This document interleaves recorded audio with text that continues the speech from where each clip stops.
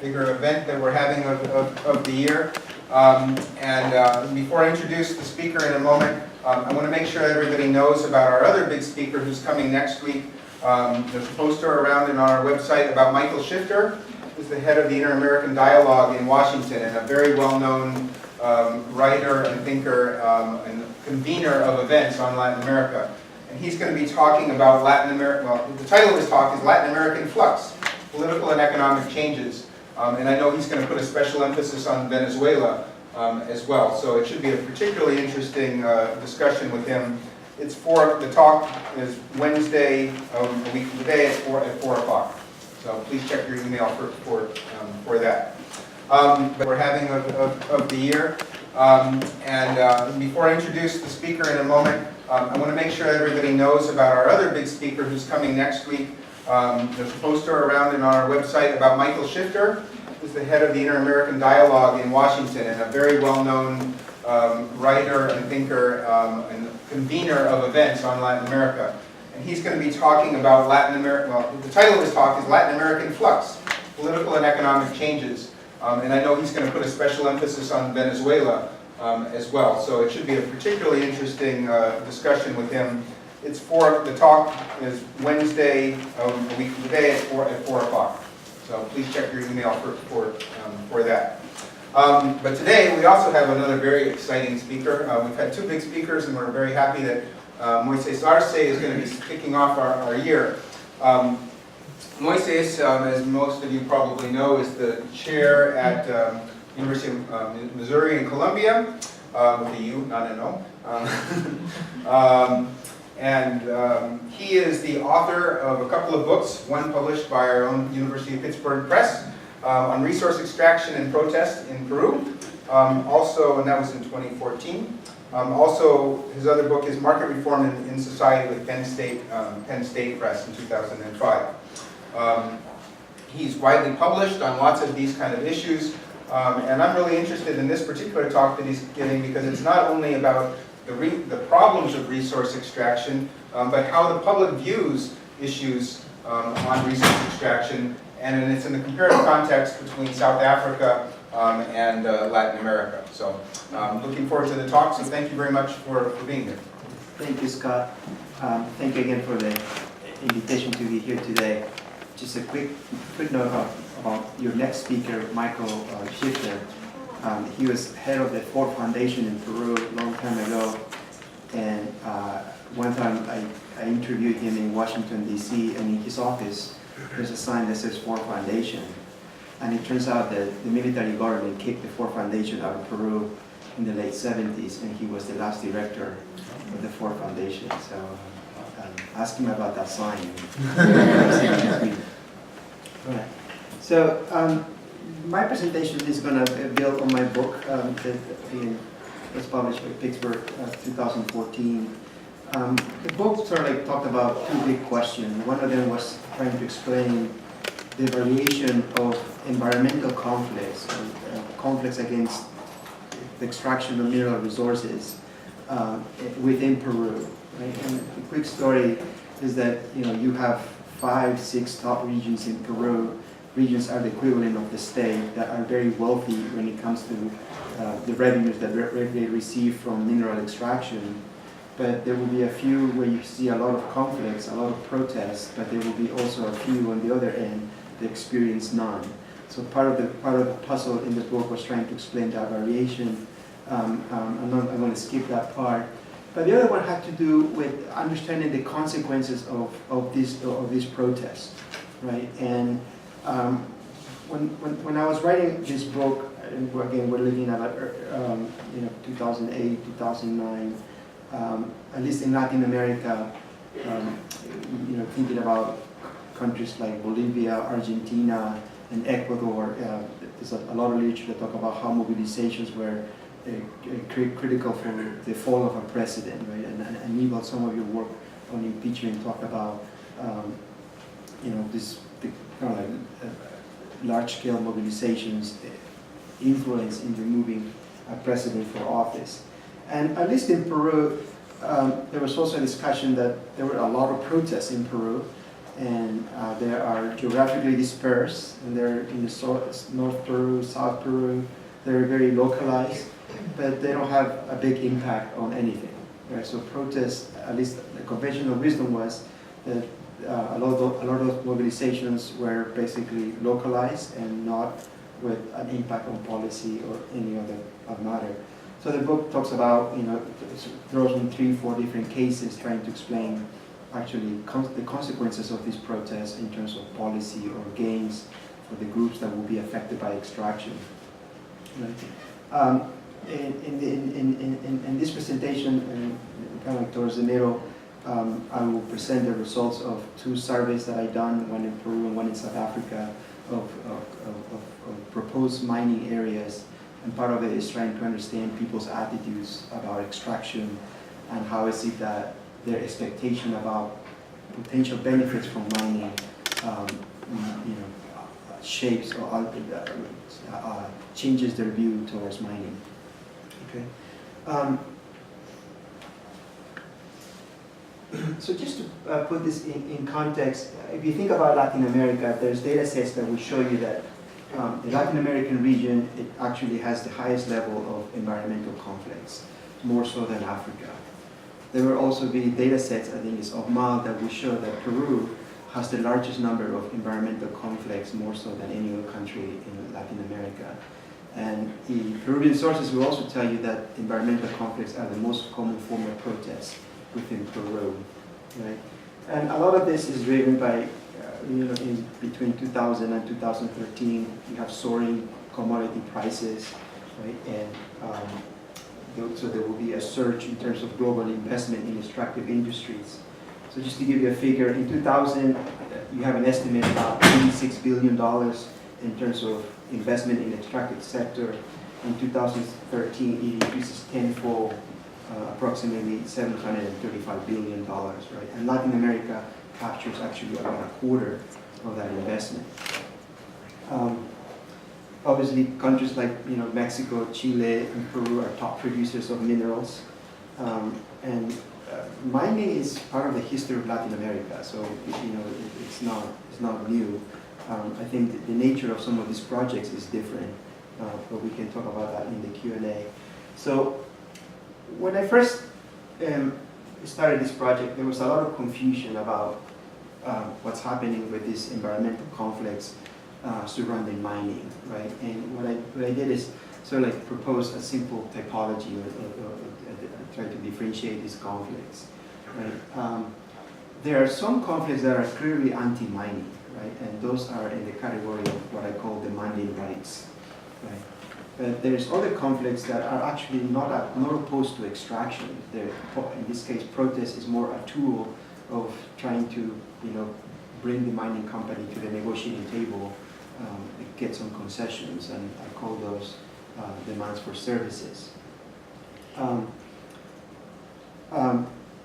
So the first one, the first category is motivated by, threats to the environment, threats to land, threats to water, and in other cases, threats to cultural identity, right? And part of what I argue is that, particularly in this camp, is that some of those claims are intransigable, right? They are non-negotiable, right? So people who have those beliefs, there's no compromise to be made with mining, right? And in my field work, among all the interviews that I did, I always remember there was an exchange with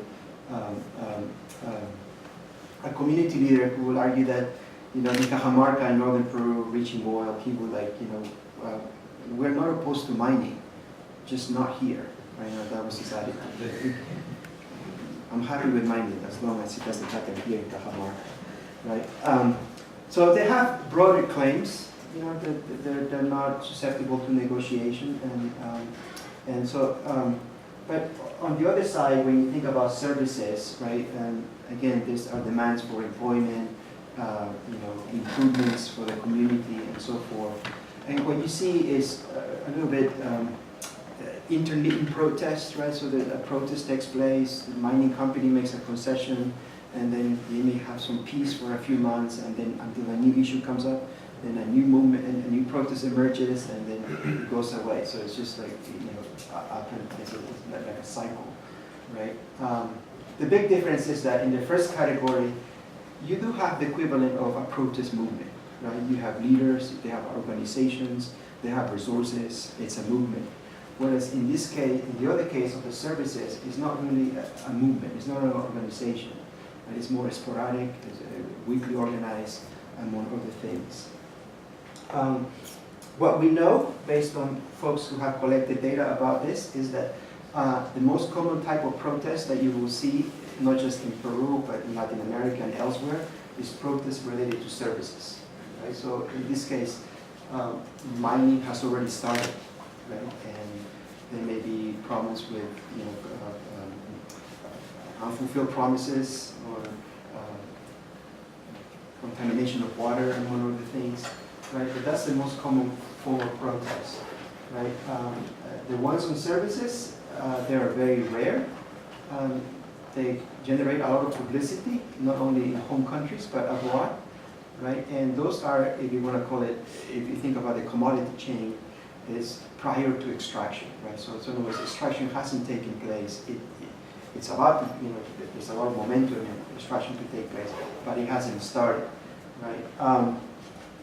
The estimates that we have in a European data set is that only about 20% of cases you see there's you want to call it is successful, so to speak, in reversing a mining decision or a mining concession. Right? So, and part of the point here is that in trying to reverse a mining concession is very costly, right? And some folks who study protests, there's a disagreement about this, how costly it is to organize protests. Right? I'm on kind of like on the side that says that it is costly. It requires a lot of organization. It requires a lot of resources, right? And for mining companies in particular, there's a huge power imbalance, right? Mining companies can do very different tricks to win the support of local communities. They engage in what people call divide and conquer strategies to win local support. They will bribe the leaders of organizations, right? So it's like kind of like the playing field is not even, right? So reversing a mining concession is very difficult. Right? So and this I think it's a very small font, and you won't be able to see it. But the point here is that in the book I talk about the importance of pre-existing organizations, right? And the successful campaigns that I have written about are the ones where essentially mining clashes with agriculture, right? And I did this inductively, meaning that I look at 3 different cases. Tambo Grande in northern Peru, Quilish also in northern Peru, and Bawa in the Amazon region, right? And I was trying to understand, these were cases of reversals, right? And the question is, what is it common about these particular cases? And as it turns out, what's happening here is that the agricultural economy, right, by definition, provides a range of pre-existing organizations. Right? It could be associations of producers, it could be water boards, right? And what we have seen, not just in these cases, but in other cases more broadly, is that these organizations are recast to create a defense front. In this case, the defense front of Tambo Grande, right? In this case, in Tambo Grande, there was Manhattan Minerals, a Canadian-based company that was interested in extracting gold in the region. But Tambo Grande is an agricultural valley rich in lemons, right? And so these local organizations tied to agriculture, right, are transformed into a defense front. And in those successful cases, those local defense fronts will create coalitions with organizations outside the region, right? And And that will, if you want to call it, that speaks to the nature of the importance of those mobilization of those resources. Right?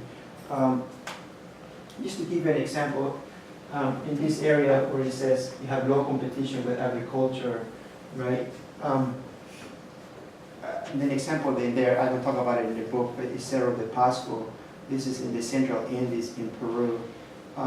It's 4,600 meters above sea level, right? There's not much there, right? It's underpopulated, right? And people have made a comparison with the location of mines in northern Chile, right? It's in underpopulated areas, is in the desert, right?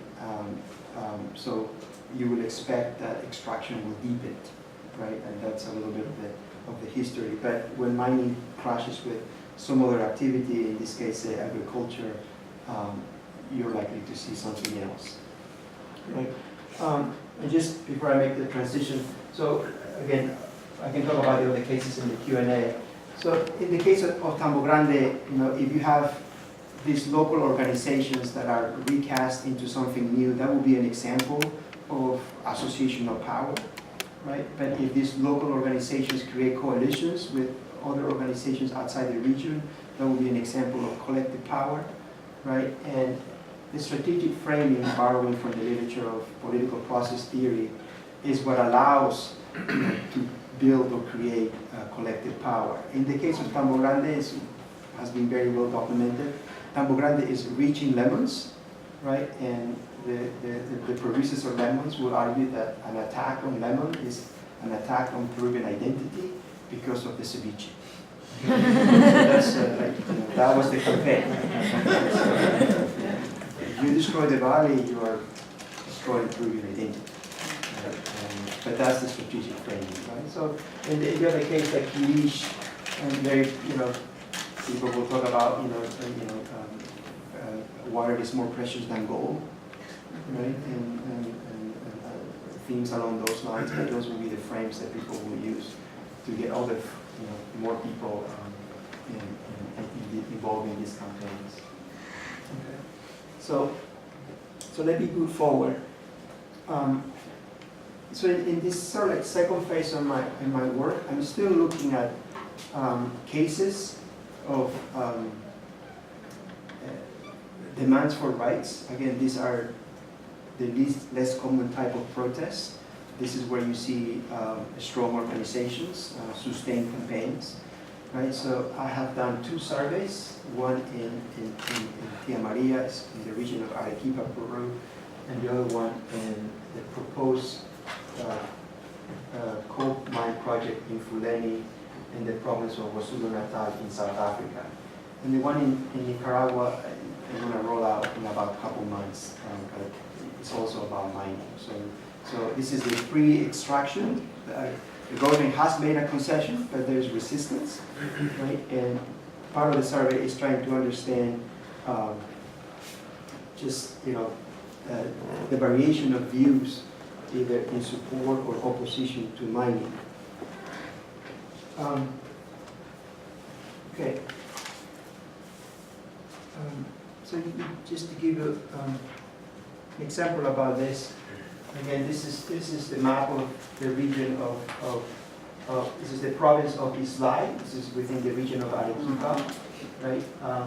The green area, I'm sure you can see it, but that will be the agricultural valley, right? And the proposed mine is very close to the valley, right? And this was Southern Copper Corporation, owned by Mexican capital, right?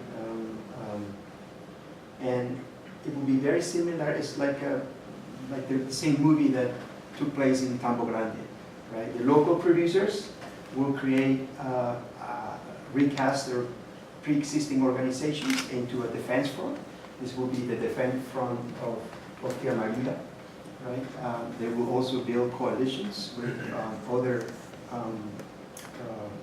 organizations outside the region, right?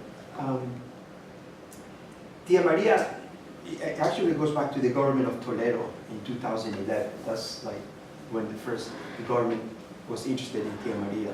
So it has gone through Humala, 5 years, And now with Pepe Vaz, the new president of Peru, they're still talking about the possibility of resurrecting Tia Maria. Right? So, and that's what I mean by a sustained challenge, right? Several years. And that's why I argue that it's very costly to organize these campaigns. At least 5 people have died as a consequence of clashes with the police in Tia Maria, right?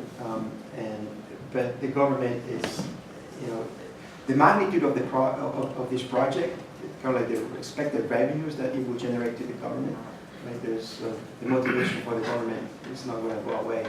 It hasn't gone away, even though casualties or anything like that. Right? The other example about in South Africa, and this is in the province of KwaZulu-Natal. You can see it in this, that's where the province is. And this is not much about agriculture, but it's actually the protection of wildlife, right? As it turns out, the proposed coal mining project is very close to a nature reserve, right? In the case of here's another map, and you can see that here's the area of the park, and this is the proposed mine. It's within 5 kilometers. It's within 5 kilometers to the park. The history of this park goes back to 1895. It was created to protect white rhinos. It was also, the area is known as the royal hunting ground of King Shaka Zulu. So there's a lot of history surrounding this park. But they also have the same issue of having a government made a concession, right, to extract coal in this area. All right, so the surveys that I've done, again, they're not national surveys. They're surveys targeted to the region, right? I think the sample that I had in Peru was about 900 respondents, and the sample that I did for South Africa was 400. It's a lot more expensive to do surveys in South Africa than in Peru. So the surveys have a lot of questions that are trying to ask people, trying to understand people's demands for rights, right? So questions about, does mining hurt water, compromises the water, or does mining, hurts agriculture, right? And for the case of South Africa, it would be also very similar, the conflict, or you want to call it contradiction between mining and the protection of wildlife, right? So I'm just going to show you the results of the survey, and then I'm going to finish by just making a summary and comparison of the 2 cases. Right? So these are still preliminary results, but there's also multiple questions that I haven't explored yet. So in this case, the DB here is support for Tia Maria, right? So where you have environment and agriculture, so the questions were, something along the lines that, does mining hurt agriculture, right? Or does mining, hurt the environment, right? And people give respondents about this. The next 2, it says there, distribution and execution. This has to do with the distribution of mining royalties to the regions, and in Peru, it's called canon, right? So the questions were more like, is the distribution of the canon very good, poor, fair, right? And the other questions were, is the execution of the canon, of this, the way these monies are being spent, is it good, very good, poor, fair, right? And the other questions are mostly controls, but personal is an individual's perception of his own economy, right? National, it will be an individual's perception of the national economy, right? Approval is approval of the governor. Political is whether someone is interested in, what's the question? Are you interested in politics? The standard questions that are asked, and the rest are simply controls. Can I ask you to clarify a little bit? This is a regression analysis or something? This is a logic model. Okay, and so the environment question is given the environment, are you still supportive? Right. How does the environment question work? The question was, what is the impact of mining on agriculture, right? And the response would be, very bad. It will give a range of responses. The next question would be, what's the impact of mining on the environment, right? So I'm trying to get at the rights-based claims, right? So the people that view the economy, the environment as the mine affecting the environment very badly, that has a negative impact on their support for the mine overall. Yes. So the way you would read this is that any bar that is above the red line on this side is a positive effect, right? So distribution and execution is positive and a predictor of support for the mine. If you think it's going to hurt the environment and agriculture, it's a negative predictor. But if it crosses the line, it's not significant. So part of what you get out of, at least what I pick up on this one is that, here's someone who thinks that the national economy is in the right direction, right? And, the higher your income, you're more likely to support this project, right? And you also have some views about the distribution and execution of the economy, right? So it's kind of like a very economic-oriented understanding of mining. This is not politically correct, but in Peru, the folks who oppose mining, they call it watermelons. Part because they are red in the inside, they are kind of like socialists, they have anti-capitalist views, but they are dressed in green because now they're talking about environment and protection of agriculture. But that's the way it's understood. Again, it's not politically correct. So same study, but this would be South Africa, Fulani. Right? So same questions right now. Does the proposed mining hurt wildlife? Does it hurt agriculture? There's no mining royalties in South Africa the way I talked about it in Peru, right? But these were questions about what is the impact of mining on employment, right? And the questions would be very poor, or very good, very good. Or what's the expected impact of mining on local development, right? So again, I think the surveys have a lot of questions, and part of what I'm trying to get is people's understanding of this distinction between demand for rights, demand for services, right? And the rest of the controls are very similar, right? Than the other study, right? So what you see here is, first of all, those variables about wildlife and agriculture, they are non-significant. Right? So, and the only the ones that do come out as statistically significant are people's expectations about employment and people who think that the mining will have an impact on local development. Right? So more of what you see is, if you want to call it, people expectations about services, but not so much in terms of claims related to rights. Right? So that's sort of like the first, if you want to call it, a step in the analysis. Eventually, I haven't done this yet, but what I hope to do is have, trying to figure out politically who are these individuals, right? Do they have tie to parties?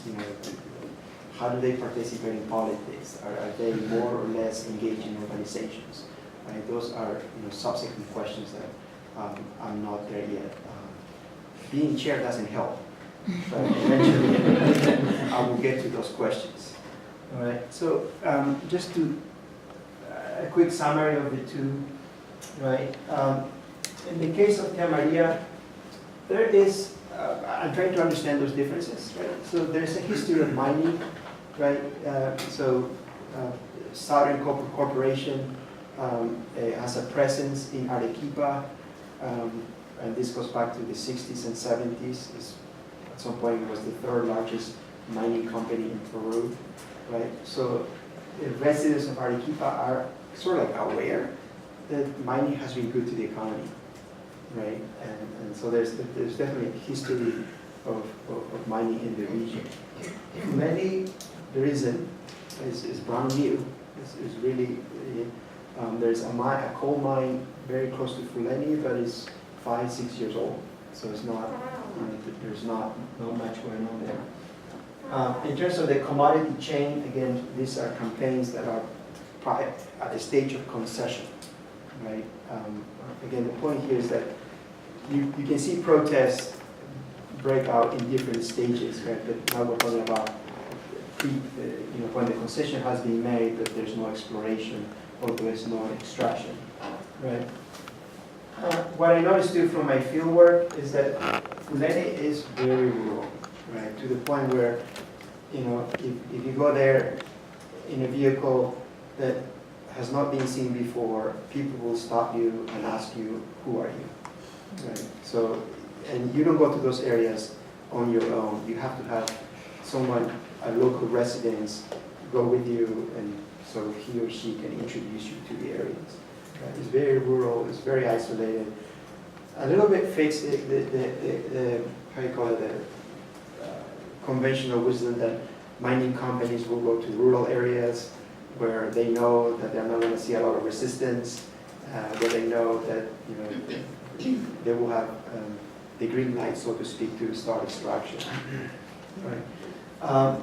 The big difference again in Tia Maria, the primary threat is agriculture, right? And in the case of Fuleni, it's again not about agriculture, it's about wildlife.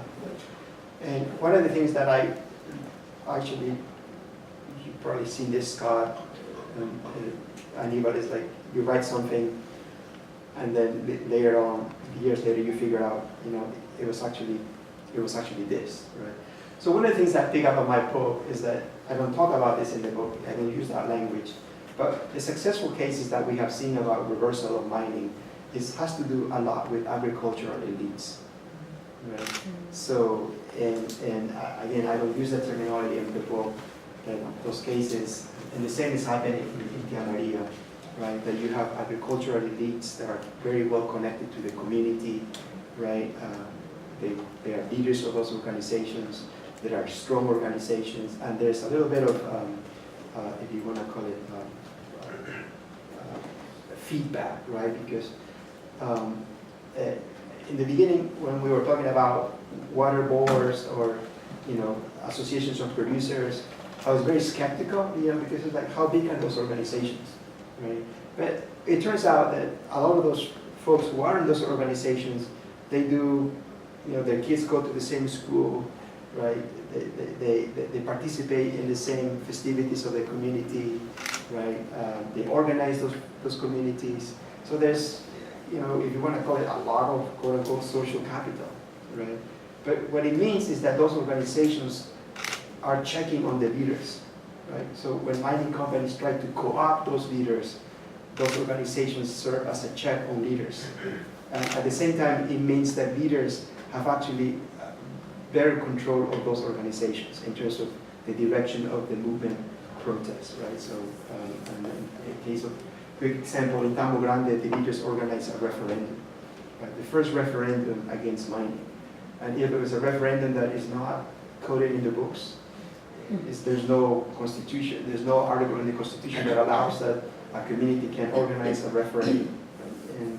And Tambo Grande was the first case, but then there will be 3-4 other cases in Peru where we also have seen a referendum against mining. And there was one of them actually that brought international observers to the referendum. So, okay. And in the case of Fuleni, one thing picked up in my field work is that you don't have that density of organizations, right? And a lot of these organizations were mostly from other provinces, right? So you didn't have that, if you want to call it, local knowledge. There's a campaign, it's called The Crowd versus Ubuntu Coal, and you're going to see videos by Gillian Anderson, Stephen Fry, more like, media celebrities, if you want to call it, trying to protect Fulani, but you don't have that local, if you want to call it, movement in opposition to that. The other dimension is that, again, trying to understand this difference between rights and services. That this in South Africa, I think this a little bit complicates the story because you do have in some areas tribal chiefs, traditional leaders, right? And the questionnaire asks, questions about perceptions of tribal chiefs, right?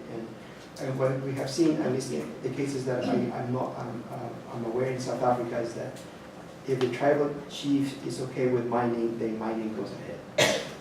And there's a tradition of not necessarily questioning the decisions of tribal chiefs, right? So this is something that I want to here. Okay. So the conclude, here is that two things, right? First one is, who speaks for nature, right?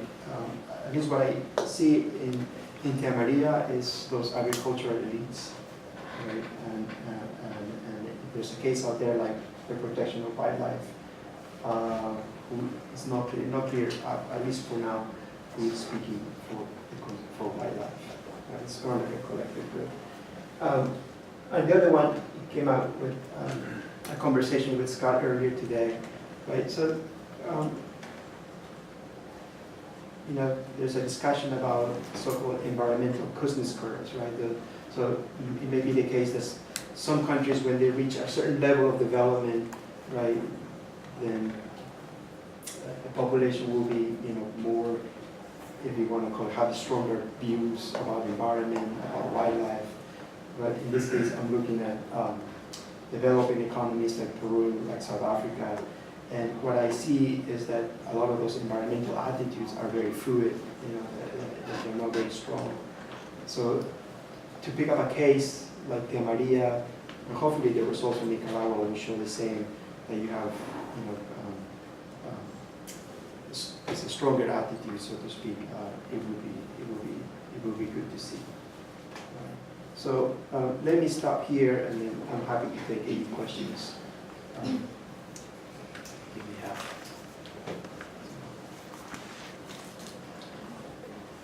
Nobody else wants to venture, I'll start with many.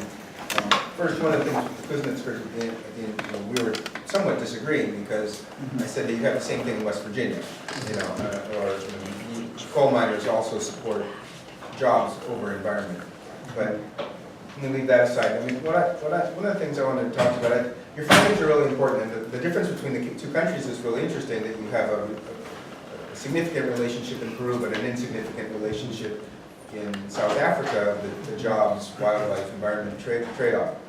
But one of the things that you didn't talk about, and I'd be curious about, is, at least for Peru, I'm not surprised if people say environment's more important, are going to not be supportive of the mine. That's what we all should expect. But the important part to me, I think, is what percent of the population thinks that the mine has a negative impact on the environment, given all the ads and the campaigns and things, because then if that's going to have an impact on not supporting the environment, right? We understand the difference, the change of what the causal direction is, and what is the key issue of whether people understand that this will, or maybe that's my bias, but it will affect the environment, and so how we... Yeah. So I don't have the exact figures, but what I can tell you is that I'm kind of fortunate in the case of Tia Maria because there has been repeated surveys, right? So, and in the beginning, we show more. I remember this that 60. I know some students have a class at 2, so I'm aware of that. So that there's, the surveys will show that 60% were in favor of a project, 40% were against it, right? But there will be mobilizations and there will be news about someone being killed in a clash with the police, and it totally flips. Like the polls will show that now more people are opposed to Maria compared to the first survey. And the numbers that I have in my survey is actually that one, that more people are opposed to the project in comparison to those who support it. Do you know what the percentage of the people, aside from whether they support TMRIA, what percent think that it hurts the environment? I don't have the figure with me, but I should. Yeah. So, yeah, on the top of my head, I don't know. Just to clarify, what's the agricultural structure of TMRIA? Is it large landholdings, medium size, what? It's medium size. So there's general equality of landholding across the area? Yes. Why do you refer to an agricultural elite then? What does that mean? I'm talking about the leaders of that valley, right? So in other words, elites in the sense that there are sort of like stakeholders, right? That this leaders that are connected to several organizations in those towns, right? It could be political office, it could be. So they're not rich farmers necessarily, No. or richer farmers. So that's a different. So maybe I shouldn't use the language of elites. I think your table, the two marginal effects tables that you showed, are interesting in the light of your subsequent comments about the effects of different organizational patterns. Because what those, to me, what those tables show is that really the normal suspects of exogenous variables, with the exception of females, for some reason women seem to be more supportive, maybe because it gets their husbands out of the house. But otherwise you don't have anything here, because all the other, the top half a dozen are actually all endogenous. And so people who decide they're against the mine can say, well, it's because of wildlife. Or maybe the other way around. Maybe they are in favor of wildlife, so they're against the mine. But obviously you know that the attributing causality to all those kinds of variables is really impossible in this kind of survey. And what's striking is that in the other table, there was a small effect of income, but not very much. It was pretty small, significant, but not very large effect. Okay. But then your next remark sounded like that was where you're getting to the answer, because it has to do with who people, what organizations are there, who people link up to.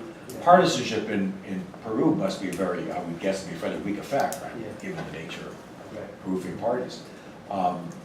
But it's in somehow these organizational links and people's friendship networks and who they talk about politics with. It sounds like you were getting to the real causal explanation. Yeah. So the next stage, at least the numbers that I run is that people who have strong environmental attitudes, they actually participate more in organizations. Some of them are leaders of organizations.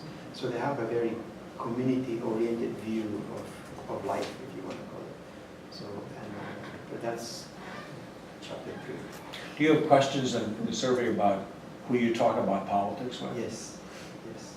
Frequency of participation in organizations, and those things. So, but this is more like get support or position.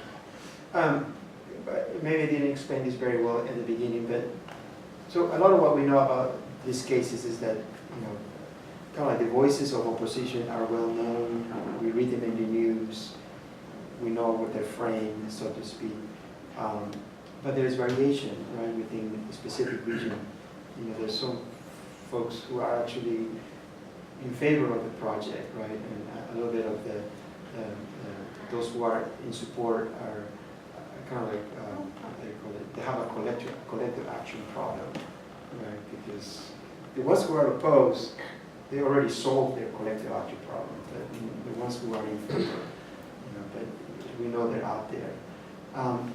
Again, going back to the example that I talked about from Lenin,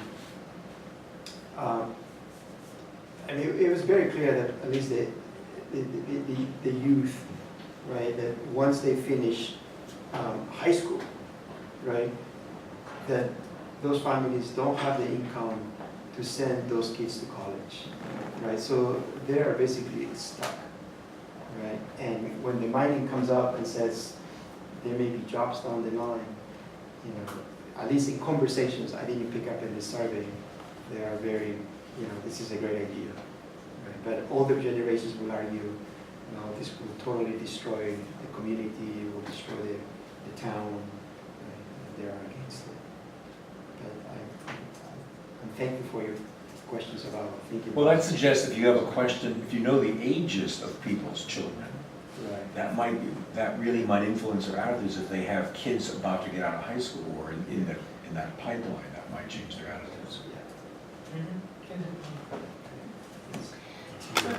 Thanks, Moises. This is very interesting. What, if any, is the relationship between these groups that you looked at, particularly in Peru, and the national government? Because it seems to me that that's another interesting factor to explore. I don't know if you're familiar with the case in Chile of La Dominga, which was an iron plant, and the Bachelet government was divided about it. The Minister of the Environment was against it, the Minister of Finance and Economics were in favor, and it ended up with resignation of, those within the government that were in favor of the project. She decided against. So I wonder what kind of relationships you see here with PPK or any of the other, the previous government. Yeah. So, thank you for the question. So, at least in the literature, right? So, you may find some articles that talk about a little bit like a triangle, right? Here's the government in one corner, then you have mining corporations in another corner, and then you have communities affected by extraction in another corner, right? And some of us will tell you it's not really a triangle, it's actually just two actors, right? Government and mining companies are very close together, right? And communities are on the other end, right? At least in the Peruvian case, people talk about, they use the language of revolving door, right? In the sense that the leaders of, kind of like on the business side who are interested in primary exports, they will be appointed to the ministry that is in charge of extending mining licenses, right?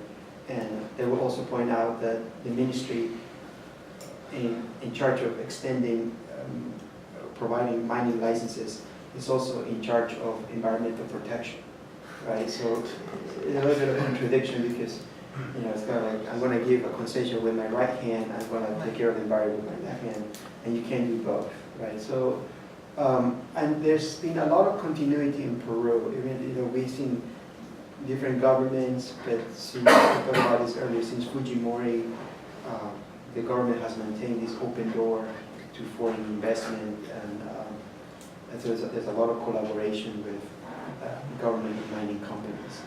But the other point about this is that when you think about these communities, right, they do have to address their collective action problem, but that doesn't happen on the business side, right? So it's fewer actors aided by the government, and the governments are interested in promoting or expanding resource extraction.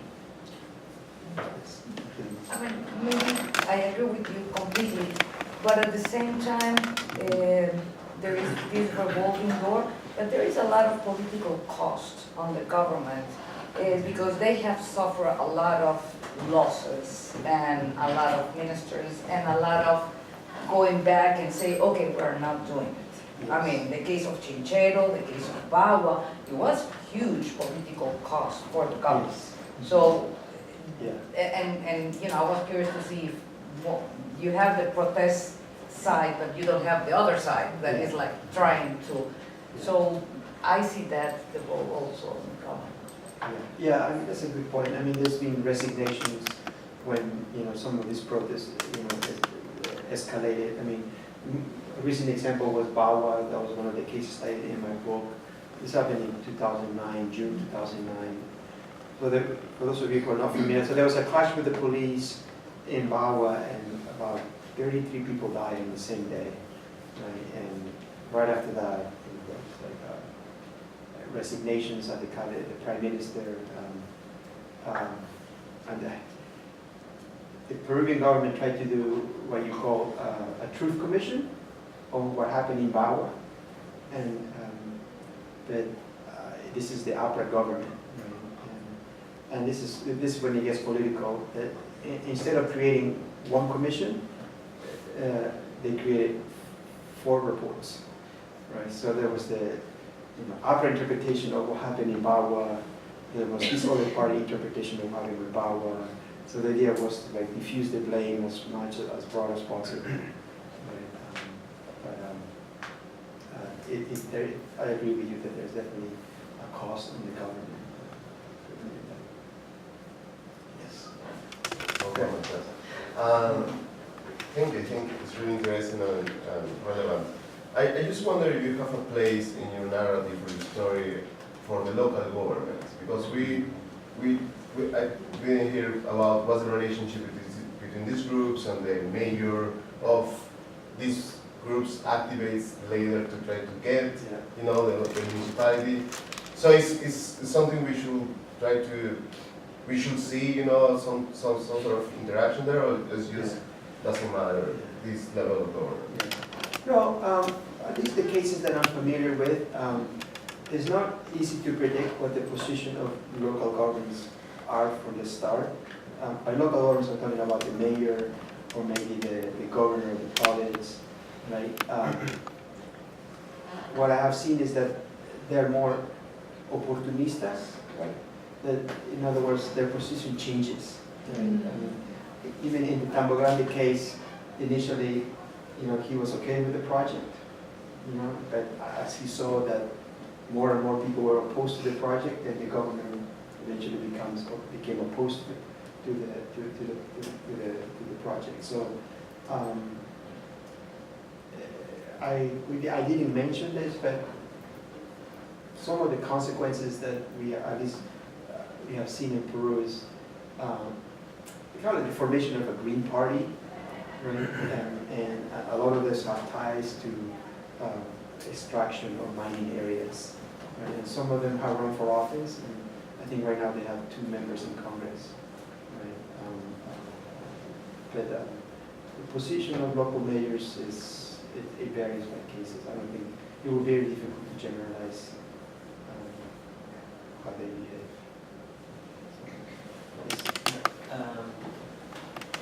I just want to ask some questions on the questionnaire you used for this survey, because I guess that this is a stage of a whole project. So we are trying to see here how people comes to support or to oppose to extractivism, and not exactly if their protests are success. Okay. So my question is, if we are trying to see is just why people support, how did you build the questionnaire in the sense that did you find first the components of the support or not, and then you build the questionnaire, or you first run a pilot survey or something like that, and wasn't better to use semi-structured interviews, trying to find the reasons and not just to measure if they're against on some components that you bring from somewhere. No, 2 stages. One of them is like reading what was being said about these projects, mostly from the print media, articles, and the other one was focus groups, right, where a lot of interviews and pre-tested questions and stuff like that. So I guess I was approaching this more from the sense of mobilization, right? That I wanted to see the strength in terms of the types of organizations that are involved, who participates, and so forth. So the survey in South Africa was done by Plus 94, the firm that runs the Afrobarometer in South Africa, and in Peru I used a local university to run this survey. So I have to admit, this is the first time I was working with surveys, and I was a student, so I made some mistakes, but it's good to know. Now I'm a lot more familiar with them. So definitely, I think my survey in South Africa improved and avoid some mistakes that I did in the previous survey. Now, I have a question about agricultural industry in Sierra Maria or in Yeah. the country in general, because I think the labor intensity across different crops in agriculture would be different. Especially you talked about those farmers or landowners are not that rich. They might have more tendency to compete with mining companies if they have, Yeah. I mean, if their labor competition is different across crops. So I'm just wondering if you have any anecdotal or evidence that could address this difference in labor intensity across crops. Yeah. And I think it could also Yeah. matter for how these landowners to shape their farmers' environmental concerns according to their Yeah. labor intensity. At least in Tia Maria, right? So there's some areas in Peru where agriculture is heavily mechanized, right? Big machines, but not Tia Maria. Tia Maria is a little bit what Barry was talking about, mid-size, labor intensive, right? So I need a little bit on the focus groups, right? So the problem is that if they welcome this mining project, there's a little bit of, on the one hand, the expectation that there will be jobs, but the local population will tell you that A, they don't have the training, B, they don't have the education, so C, they're not going to get the jobs, right? So it's about the protection of their livelihood, right? And part of what we've seen in other cases is that mining opens and a lot of people from other cities will come to work on the mine, but not necessarily the people who are living in those areas. So so that's a good point. So this.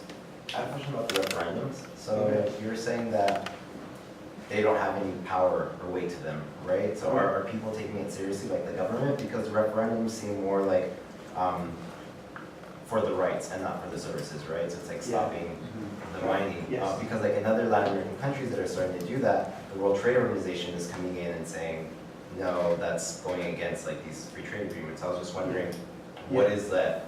How is the government or outside interests focusing on the referendum? Yeah, so the government will argue that it's not binding, right? There's nothing in the laws that says that we have to follow that. Protesters are using this as a way to signal the government how strong the opposition is to this referendum. I know we talk about that, 96% of the population said no to the project, right? I see it more as a peaceful way for protesters to show the government, how bad this is, right? And I think there's been 3-4 referendums, and again, the mining company will do the same. We don't recognize the outcome of, But the point here too is more like this will play out in terms of organizations outside Peru, saying that, that there will be democracy groups that will argue that, the right of the people is being ignored, right? So a little bit of, framing this in terms of the will of the citizens, right? And how the governments are ignoring this the will, right? But it's been very effective for the cases. There was a referendum in Tia Maria too, and that's it's not if you want to call it what's the word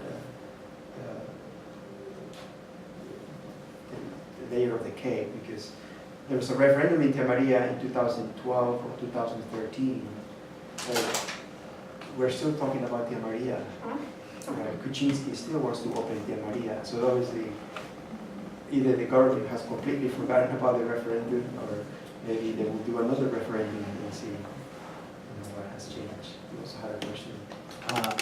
I was curious if the mining companies in either country are required to have some sort of reclamation plan for their mines, and obviously that's like a very long-term thing, but if they are required to have reclamation plans, are those plans, explained to the local people, and if so, do they affect their approval of the mine or not? So reclamation, you're talking about social responsibility.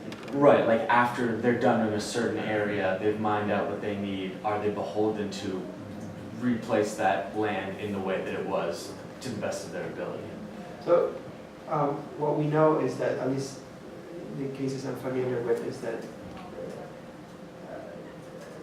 when it comes to the closure of the mine, or the regulation is very weak, right? It's probably weaker compared to the ones when the mining is starting. But typically, not just in Peru, but in other areas, that people talk about two types of licenses, right? In order to start a mining project, you need an environmental license, right? So this is something that the government will say that the impact of mining on the environment is minimal, right, and so forth.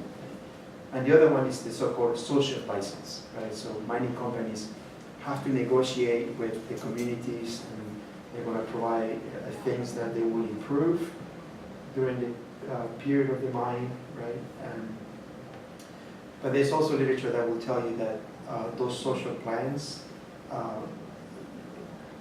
lack teeth in terms of enforcement, or so some folks who are very critical of those who read them as kind of like corporate charity, right? They're not, it's all like voluntary, and there's been lots of cases where mining companies promise this much in terms of social investment, and they do this little, Right. and it's actually cheaper to pay the fine than actually fulfill the contracts.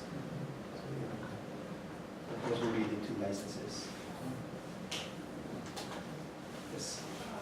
Can I ask if ethnicities play a role in this? Ethnicity? Yeah. Yeah. In one of the cases that I didn't talk about is, but I did mention during the Q&A, was Bawa, right? So Bawa is in the Amazon region, right? It was about the conservation of forestry, right? And so there's no agriculture, but those native organizations, they've been in the region for decades,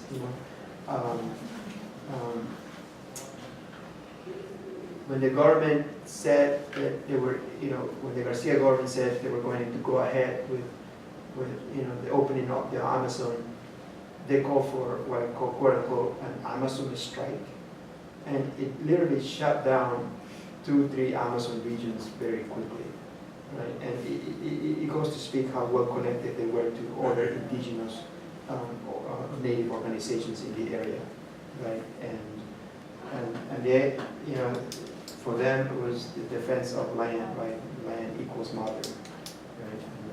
The president called them citizens, second-class citizens in national TV. Yes. And this is what. Right. Yeah. So that's what Garcia said. So yeah, and yeah, I mean, the leader of the organization, so like, we're gonna die defending our lands, right? It speaks to that, those claims that are non-negotiable. I wonder if, to conclude, you might want to talk about one last question that we also talked about this morning, about the ownership of the mines, whether it's domestic ownership, U.S. ownership, or Chinese ownership, and how, I know that's not part of your survey specifically, but this is obviously a really interesting question for today's political economy of the world. So, one idea, a hypothesis, would be that voters view those mines differently depending on which country they're coming from. They view the employment opportunities differently. They view the reclamation projects differently. Yeah. So I wonder if you might talk about that international relations aspect of this for. Yeah. So there's a lot of interesting work here in the sense that, you know, some mining companies, I mean, you can say that, you know, like, I'm thinking about B2 Gold in Canada, right? You know, it's so you think it's Canadian, right? But the linkages that they have to all sorts of industries and businesses, right? So to talk about that this particular mine is, say, owned by Canada or by the US, I mean, we're talking about investors from all sorts of areas, banking, you know, and all of them are connected in this huge corporations, right? I have seen work, like, you know, there's a US-based gold company called Newmont, right? You can read about Newmont in Ghana, and you can read Newmont in Cajamarca in northern Peru, right? And they're the same company, but they're doing very different things, right? So the one thing that we have seen is more and more, you know, there's greater Chinese investment, not just in the extractive sector, but in different areas, right? And when I was looking to do my survey in South Africa, you know, there was also the option to do a survey in Zambia, and the largest copper mine in Zambia is owned by Chinese capital, right? So there's a lot of variation in terms of. There's a little bit of literature here that talks about how, you know,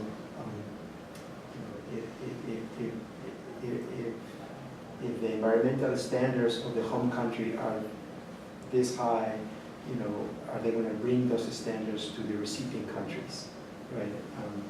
Right? Or if the environmental standards of some countries are at this other level, are they going to reproduce those standards when they go to recipient countries, right? So I think it's Gallagher who wrote about Chinese investment who makes that claim, right? So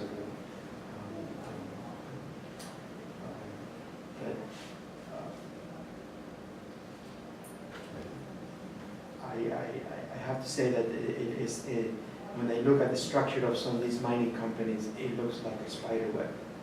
They are connected to all sorts of things that, you could have your 401k tied to mining and you don't know it. That's true. And probably mine too. So we talk about this at lunch. We're talking about Chile, how in Chile it got, mine, partially owned by the government. But a lot of the things that the mining is done is subcontracting, right? And a lot of the labor is not regulated. They don't have vacation time. They're basically hourly workers, right? I grew up in Arequipa.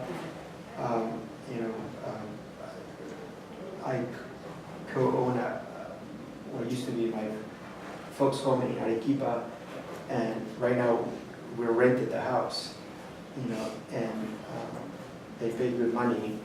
As it turns out, the company is a contratista, right? So this is a company that does subcontracting work to the mine, and it was more like, but you read the name of the business and it's like, okay, what do you guys do? It's like, we do subcontracting. So it's a very complex picture of just the financial capital involved and how it connects to all sorts of industries.